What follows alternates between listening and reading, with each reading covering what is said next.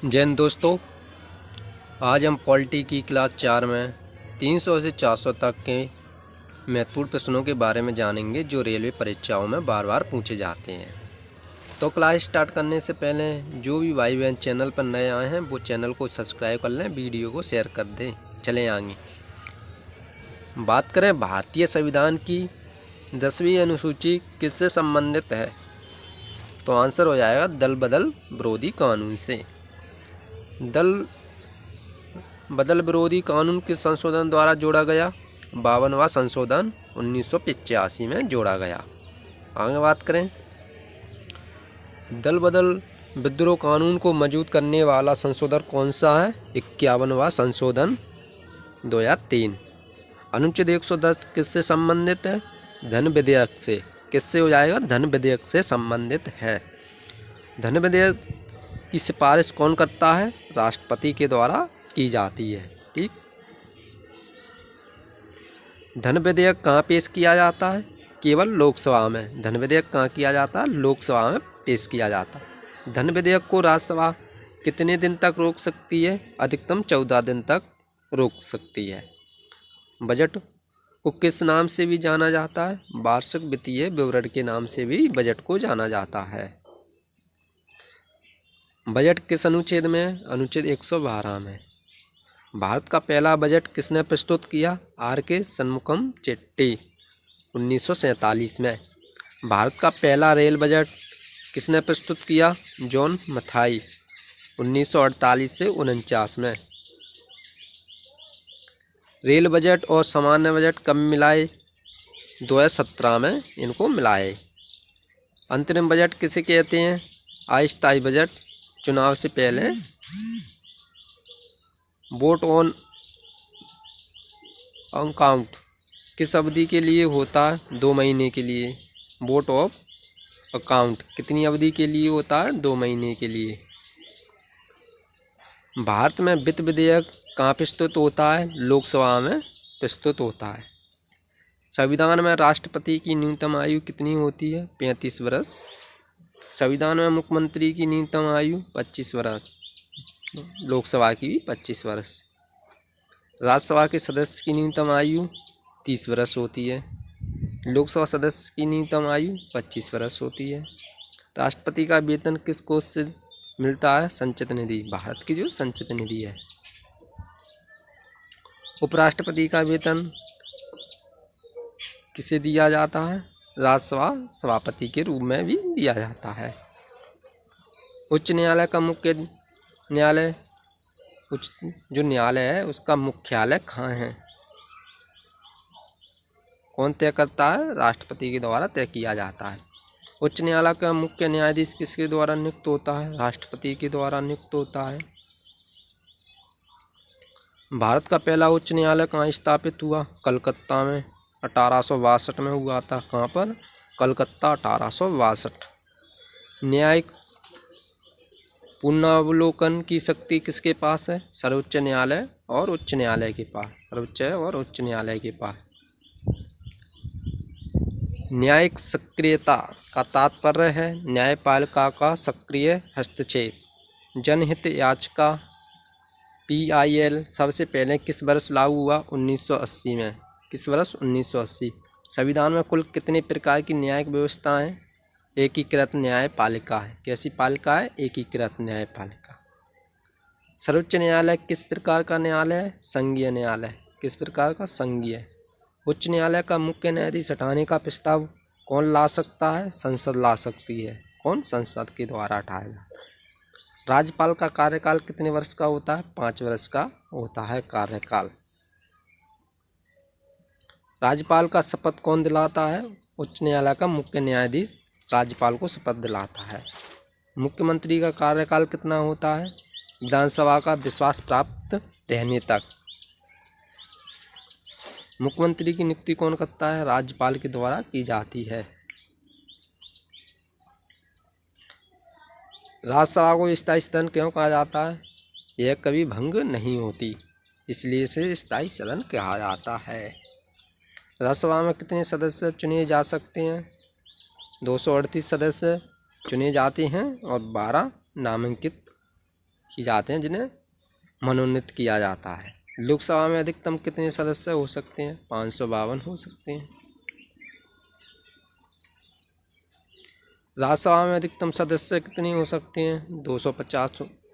संविधान की प्रस्तावना में लोकतंत्र का अर्थ क्या है? जनता का शासन। किसका? जनता का। गणतंत्र का अर्थ निर्वाचन राष्ट्रपति। संविधान की प्रस्तावना में न्याय कितने रूपों में है? सामाजिक, आर्थिक, राजनीतिक। स्वतंत्रता संविधान की प्रस्तावना में किन किन से संबंधित है? विचार, अभिव्यक्ति, विश्वास, धर्म, उपासना। ठीक। समानता संविधान की प्रस्तावना में किससे संबंधित है? अवसर और स्थिति में समानता से। भाईचारा संविधान की प्रस्तावना में किससे संबंधित है? राष्ट्रीय एकता से। भाईचारा राष्ट्रीय एकता से। समाजवादी शब्द संविधान में कब जोड़ा गया? 42वां संशोधन 1976 में जोड़ा गया था।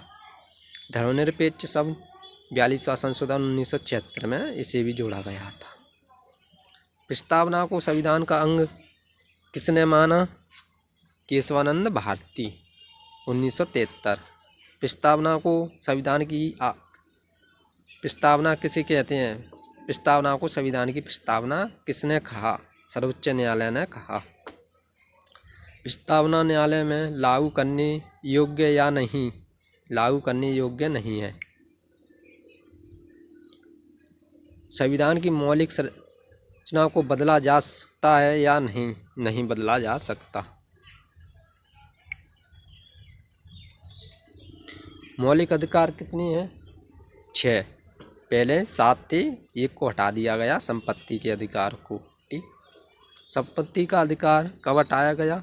44वें संशोधन 1978 में। संपत्ति का अधिकार अब किस प्रकार का अधिकार है? कानूनी अधिकार है। ठीक। संविधान में मौलिक अधिकार किस भाग में है? भाग 3 में है। मौलिक अधिकार कितने अनुच्छेदों में है? अनुच्छेद 12 से 35। संविधान का अनुच्छेद 14 किससे संबंधित है? समानता का अधिकार। अनुच्छेद 15 भेदभाव निषेध से। अनुच्छेद 16 रोजगार में समान अवसर। 17 अस्पृश्यता का अंत।